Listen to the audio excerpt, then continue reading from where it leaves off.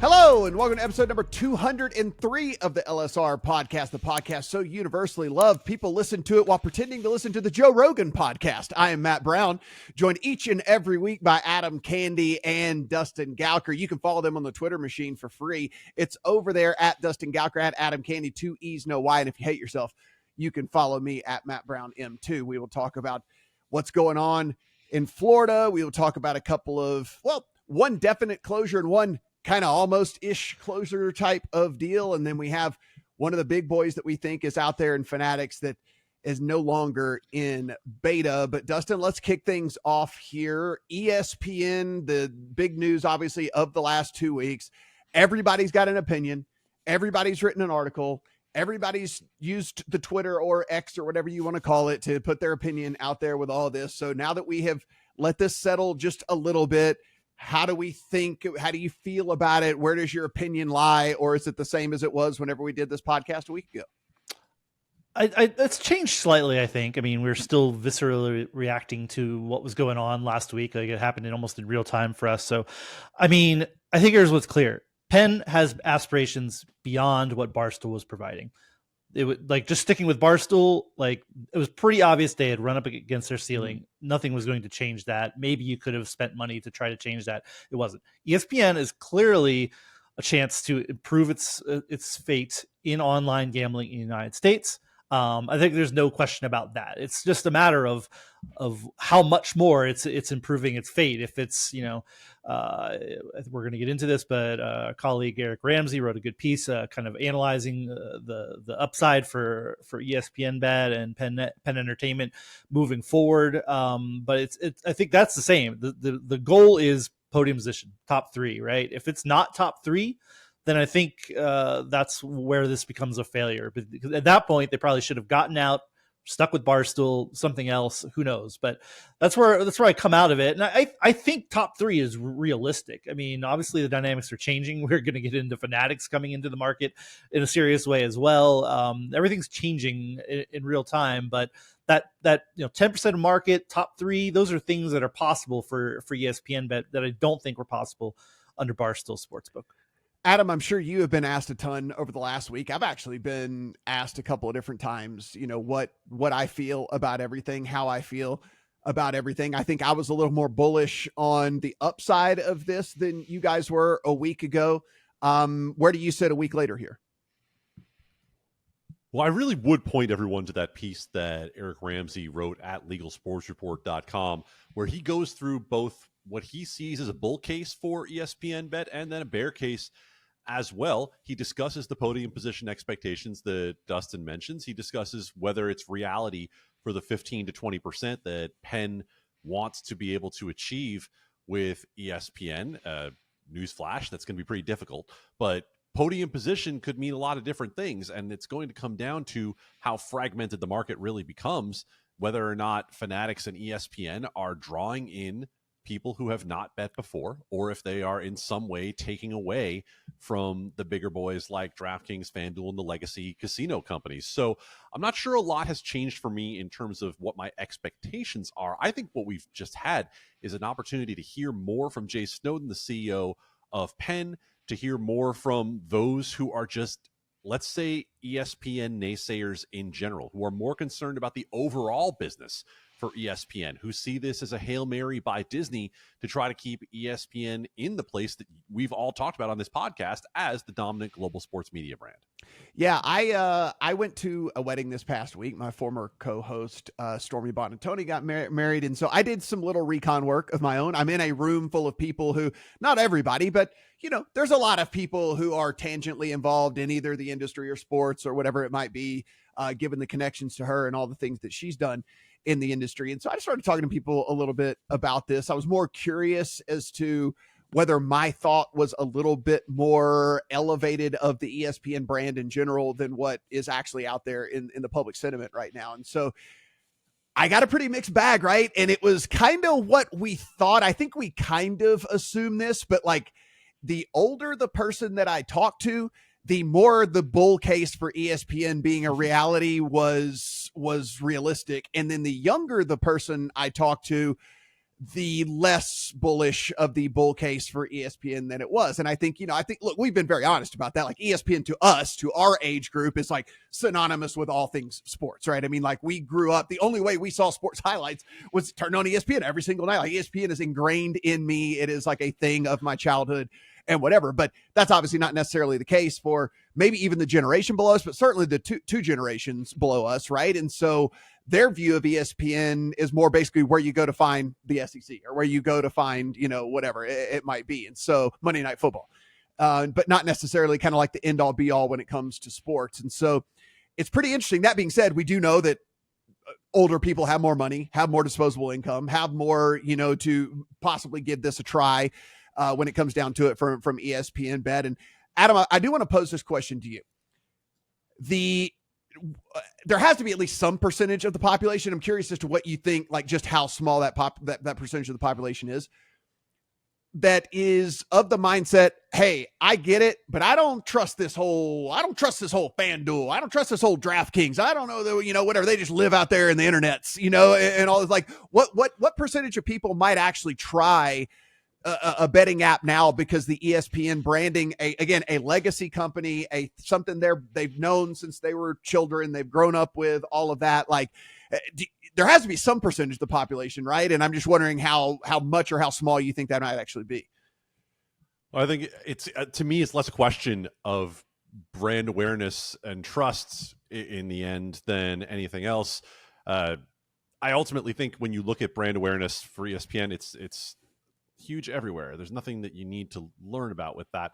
With you talk about trust, you trust it as much as anybody in the media is trusted these days. I again go back to the question that I think it really is about here, which is about, in the end, who is it that has not been activated at this point, right? And to me, that's not someone who's in ESPN's database. If anybody has that play to be able to make, I think it's more on the Fanatics side than it is on the ESPN side, because of the fact that people who buy retail might not necessarily be sports fans. It might be mom, uncle, grandma who went to buy a hat for someone for Christmas who happens to be in the database, and maybe you're getting a non-traditional customer in there. So I really do think it's less a question of that person who didn't trust FanDuel, DraftKings, or whoever, because their ubiquity is enormous at this point, right? FanDuel and DraftKings have spent billions of dollars getting their awareness in front of people.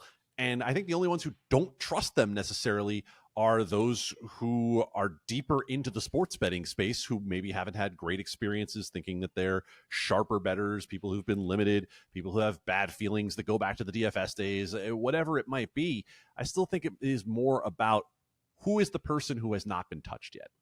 Yeah, Dustin, I guess the thing that I still am pretty bullish on from a week ago is just, I think that this goes just how far the ESPN personalities are involved. Like, I think that that's kind of the ceiling case for me in all of this. I mean, there is something that, again, love him or hate him, there is something to Stephen A. Smith, who has one of the most popular morning shows out there, like talking about this regularly. Obviously, Scott Van Pelt is one of the most beloved broadcasters there is in all of the business.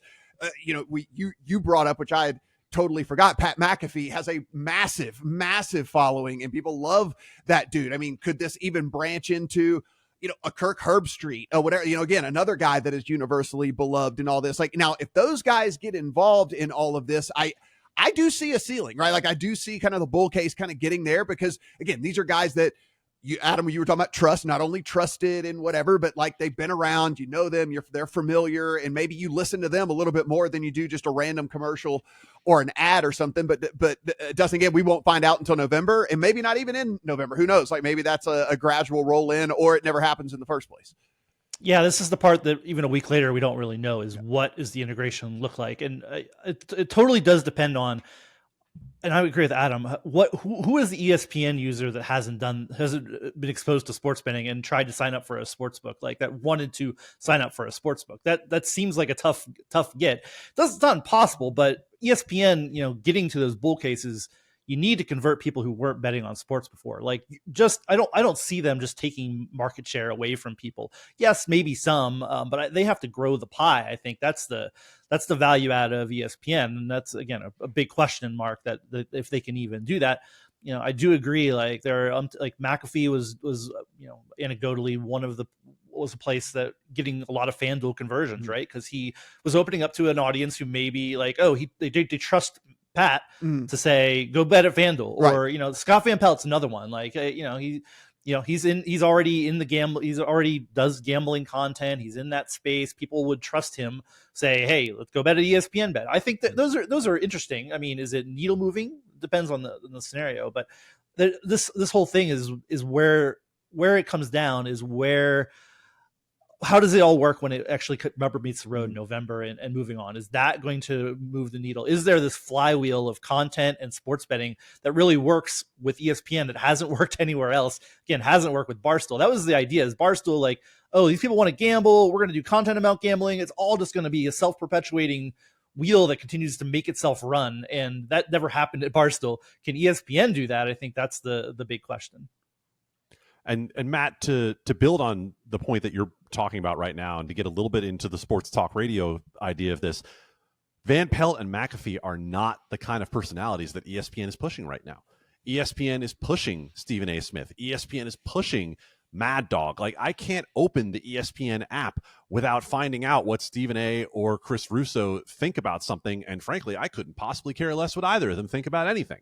So if that's the type of personality that they continue to lean into with sports betting, they're not going to be successful.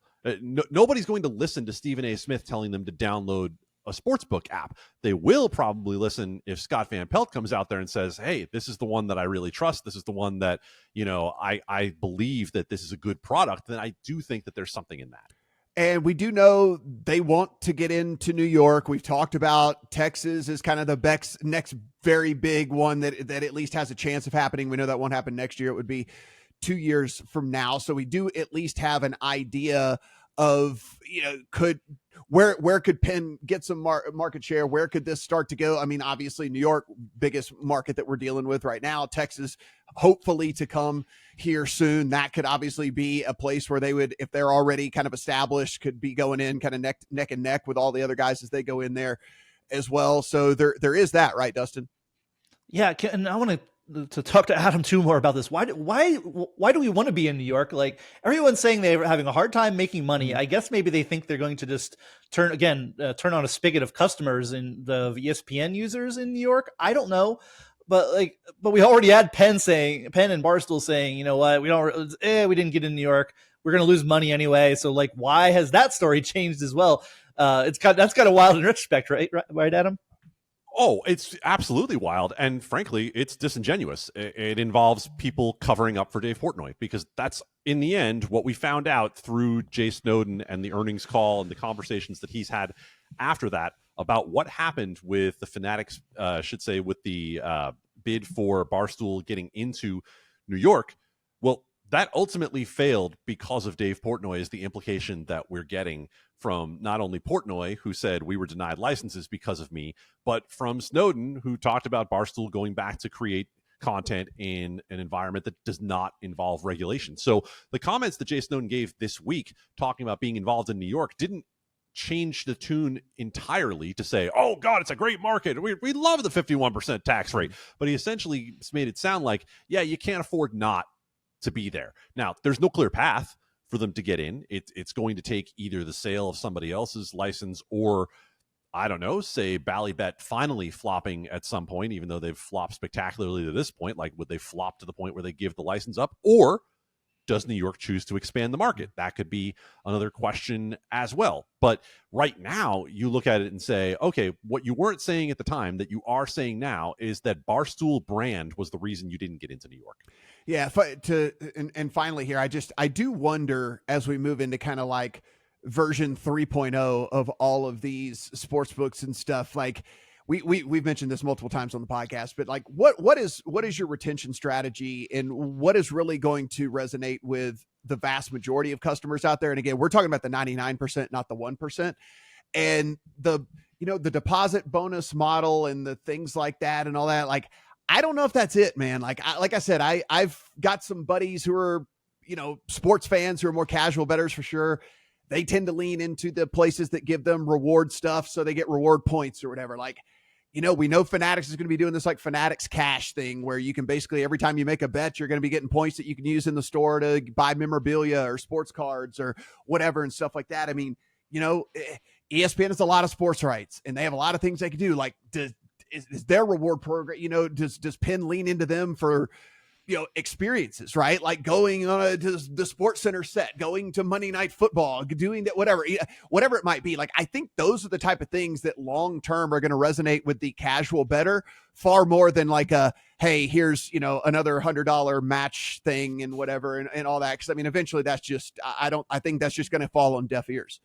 Yeah, and on the retention piece, I think the other part is just you just want an app that works and that you enjoy using, right? That's the baseline, and I think it's pretty clear that DraftKings and FanDuel have been very good at that to this point. And Barstool, we've talked about this in the past about the Barstool Penn. They just redid the app. The reactions are mixed. It's slightly better is what the consensus seems to be, but you really just need to have, once you get on there, you just want to have fun, right? Yeah. You want to, and everything you talked about is dovetails with that, just being able to enjoying your experience while in the app or having a second screen experience with ESPN. And I just want to say, Matt, I really enjoyed your anecdotes today. They're really good. Yeah, listen, I'm trying, man. Listen, I'm out here doing market research for free. You don't have to pay me. I'm not Eilers and Krychek or whatever and all. You don't have to pay me. Like I'll do all the market research for free.